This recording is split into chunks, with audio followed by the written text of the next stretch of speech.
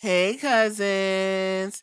Let's talk AEW for a minute. Now, I told y'all I was interested in the Hurt Syndicate MJF story. That's what caught my eye, and I was interested, and I'm pretty much keeping up with it. So, last place we left off, MJF came to the ring looking for answers if he was going to be a part of the Hurt Syndicate. And Bobby Lashley essentially told him, I will tell you next week. And I said, that's some bullshit. MJF had beat up the one guy from Top Flight real good and said, I hurt people. Now what? And that's what he was told. We'll get with you next week. So here's next week. MJF comes out, and now it's time to give him the answer. But before that happened, we had to get a mini reunion with what are they called? I don't even know. Them two look like two midgets. I completely forgot his damn name, but either way, he was Bobby Lashley's manager, and he was there, and he was like, "Hey, listen, give us a shot at the tag team, Leo Rush.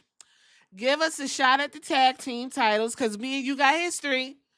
So let's not fuck around." And he kept calling, um, what's his name, Dustin Rhodes Pops, and whoop de whoop de whoop, and being disrespectful. So essentially, Bobby Lashley, no, Shelton Benjamin jumped out the ring and went to go get uh, MJF. Now I probably got it backwards, but either way, this is what's going on.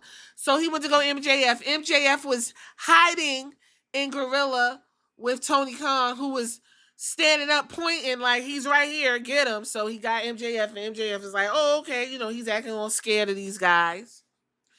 Get him in the ring, and MVP said, we're going to give you the answer today. And MVP said, my answer is thumbs up. And Shelton Benjamin said, thumbs up. You got it. White girls, Rolex, hot cars. Hell yeah. Now it's Bobby Lashley's turn. Bobby Lashley gripped him up, pulled him real close, got that big thumb up, moving it around, thumbs down, thumbs up. I don't know. And it ended up being thumbs up. MJF is elated. He's jumping around. I'm a part of the Hurt Syndicate. I hurt people. He was like, I hurt people. Yeah, yeah.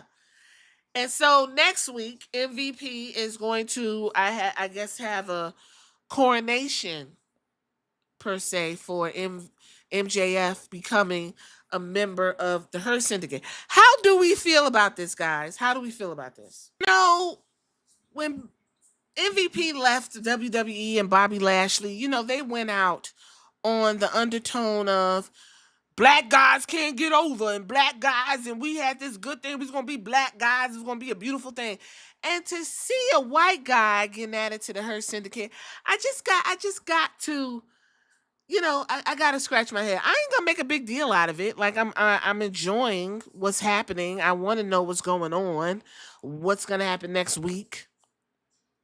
I just think it's a little interesting that this is the turn that has taken. Now, of course, I got to go and see what the people think, what the non-existent internet community thinks of, what's going on in the wrestling realm. And somebody said over on Reddit, yes, I was on Reddit, getting the 411, because it'd be some interesting stuff over there. And this person said, I see the contract signing ending with a beatdown and Cedric Alexander joining. And somebody said, oh, now it makes sense why this story went so long. Not that it was bad, it was fantastic, but it inconspicuously ending right as Cedric 90 days are up is pretty telling. Someone said, I was expecting that tonight, but the contract signing is surely a lock for it. And they said, yep, that's what I'm expecting. Granted, I was expecting it tonight too. And somebody said, oh shit, man, I'm sorry I read this, because you're probably 100% right, and I would have never seen it coming. So do y'all think Cedric Alexander's going to be at the contract signing and he's going to whoop MJF's ass? Like, that would kind of suck, because, first of all, MJF can be an asset to the Hurt business. You can have Cedric Alexander join the band, everybody can hug and do all that. But MJF, being who he is, can get you into places that you wouldn't be able to get into. He can do things that you cannot do. Just like you can do things he can't do and get into places he wouldn't normally be able to get into. That should be the storyline. Okay, we got the Hurt Syndicate together. We got MJF. What we gonna do with it? Let's work with him and see what we could do. Get all the gold in the Hurt Syndicate before you kick MJF in the ass. That would be a good story to tell. But I'm not a writer, right? I don't know what the fuck I like. I'll say this. I agree with this poster. They said I wasn't the biggest fan of this angle initially. Some of the early stuff really have some problematic optics, but they won me over, and I hope that going forth they tone down the comedy a touch and let MJF be a bit more serious and have a bit of an edge. Okay, I like it. I will tell you this. When I saw them white hoes, first thing was a visceral reaction. Oh, you about to do a cuckold with these niggas again? I can't stand it. But you know what? I said, let me go back and see what's going on. And I do like the storyline. It's interesting, and I'm interested. I watched AEW specifically for this storyline. I was not interested in nothing else. That match with them at the Tony Storm, Blue Sky, and I ain't even gonna lie, them two Japanese girls that y'all super excited about, the Joshi girls, whatever, did nothing for me. It was a very sloppy match, actually. Will Ospreay is what you all call a spot monkey. That was one of the most choreographed matches I've seen in a very long time, and most of his matches are like that. But everyone loves him. Ricochet found his stride. That guy that is one-legged wrestler did a fantastic job. That was entertaining. I have to say, it was entertaining. Okay. Apparently Mercedes Moné is embroiled in some situation with that girl that's dressed like Scooby-Doo. She looks like the whole entire Scooby-Doo gang. I don't get what's her name? Is it Jamie Hayter?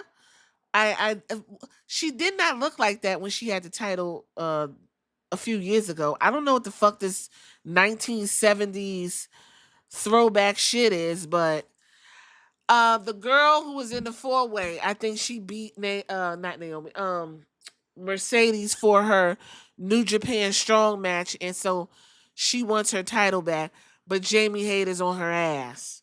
So they had a little back and forth interaction.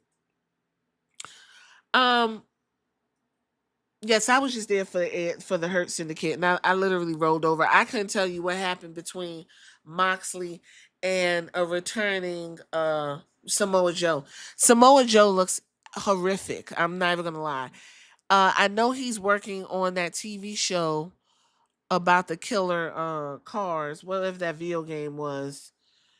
But Samoa Joe really looks like he's going through some things. I mean, I know I didn't miss nothing. They're not taking that title off of him on just a random TV show. That would just be shocking for everyone. But I'm gonna leave it right there because at the end of the day, I was there for the Hurt Syndicate, and that's where they're at. And I want to know how this is gonna turn out. You tell me, are you expecting no surprises? MJF get his gold chain or whatever the fuck they're gonna give him, whatever they're gonna give him. Or is Cedric Alexander going to show up and say, hey, guys, I'm here. And they're going to whoop MJF ass and throw him in the garbage instead of actually using him to get all the gold, because that is like the goal for every wrestler, right, is to get all the belts. I don't know. Tell me what you think in the comments.